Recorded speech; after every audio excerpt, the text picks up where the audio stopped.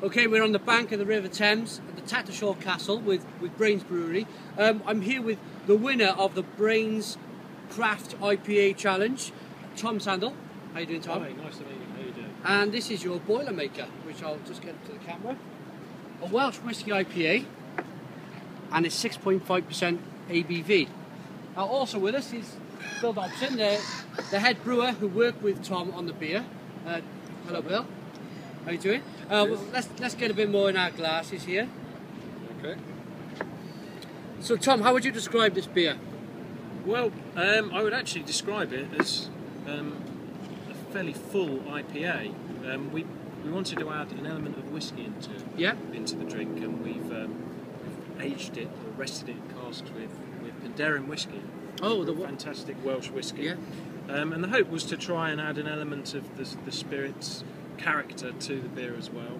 I write a lot about spirits, and Ben McFarland, the other half of the Thinking Drinkers, writes a lot more about the beer. We wanted to try and bring those two elements together. Right. But what's been a fantastic surprise is that the whiskey hasn't overpowered it. It's just a very sort of subtle note to the beer and a subtle warmth that it adds to the beer.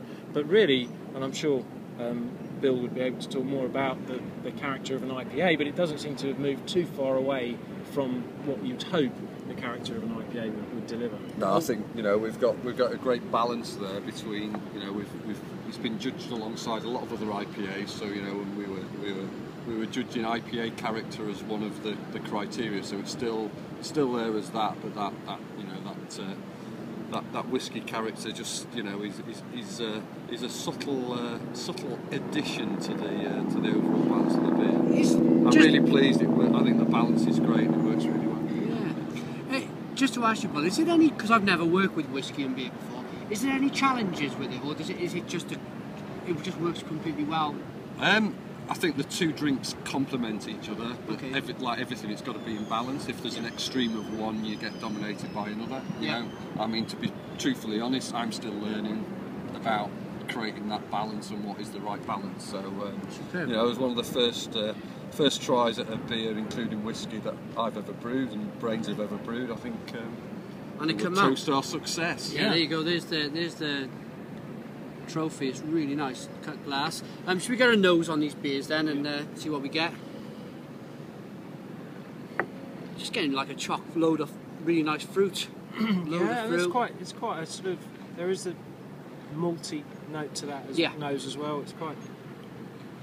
It's not overpowered by, if people are perhaps slightly intimidated by the idea of having a whiskey beer, it's not an overpowering whiskey profile. It's all the sort of light fruity notes that you'd get off a good whiskey on the nose, but not a really powerful, heavy whiskey nose that's going to put some drinkers off who think maybe whiskey shouldn't be in beer. Cheers, everyone. Let's give it a drink, shall we? Cheers. Cheers.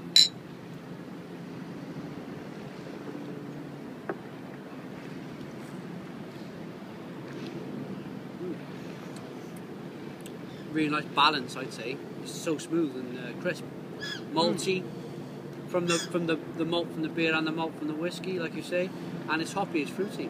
It is, yeah. We went with 3 hops, and I was talking to Bill about this earlier in terms of using 3 hops, whether it would maybe be a bit too hoppy, but your experience suggests that you can work with 3 different hops and still make it work. Yeah, and the 3 hops complement each other really well. So it's not it's about quantity and the mix that you're going to use. So the hops are it's a bit like the classic seasoning addition.